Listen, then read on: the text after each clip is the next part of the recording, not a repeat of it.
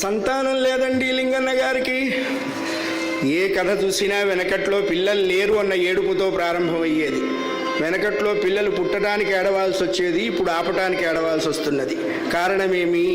సంతానం 3 రకాలు అని చెప్తున్నది శాస్త్రం. కారణజన్మ సంతానము, కామజన్మ సంతానము, కర్మజన్మ సంతానము. మొదటిది కలగటం కష్టం, 2, 3 ఆపటం కష్టం. ఒక రామకృష్ణ పరమహంస, ఒక రమణ మహర్షి, ఒక వివేకానందుడు, ఒక శంకర భగవత్పాదుల వారు, ఒక చంద్రశేఖరేంద్ర సరస్వతి, వీరంతా కారణజన్ములు. నోటు మీద వడ్డీ, గట్టు మీద గడ్డి తెలియకుండానే పెరుగుతాయి. సెకండ్ క్వాలిటీ అంతా ఆ బాపతికి చెందిన వాళ్ళు.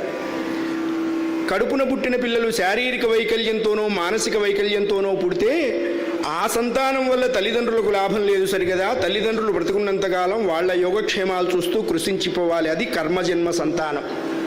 అందుకే ఈశ్వరుడు 100% అనుగ్రహిస్తే కలిగే సంతానం కారణజన్మ సంతానము. అది కలగటం కష్టము.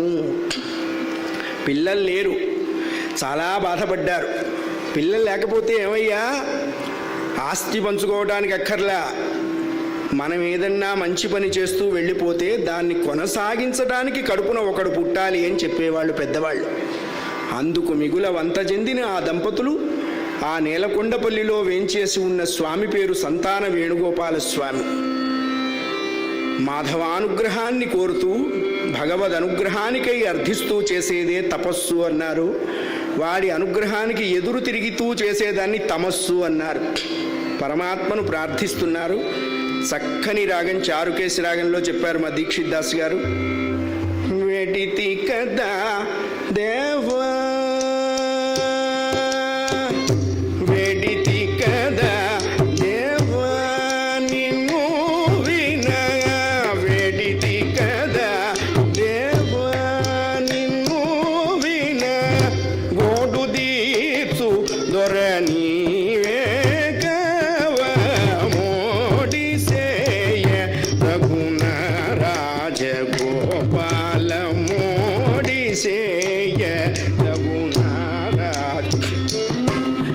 కృష్ణాయ వాసుదేవాయ హరయే పరమాత్మనే ప్రణత క్లేశనాశాయ గోవిందాయ నమో నమః. కృష్ణ విష్ణు కేశవ అచ్యుత జనార్దన పద్మనాభ పరమపురుష ప్రమేయ స్వప్రకాశ వాంగ్మానసగోచర భక్తరక్షణ దీక్షాదక్ష పుండరీకాక్ష, నిస్సంతు చింత నివారణార్థం నీ చెంత చేరాము స్వామి, మా వంత తొలగించు అని ప్రార్థించారు. భగవదాశ్రయం కలిగితే కలగంది లేదు, వాడి దయ లేకపోతే మనకి కలిగేది లేదు లోకంలో. Thank for watching. Please subscribe, like, comment and share.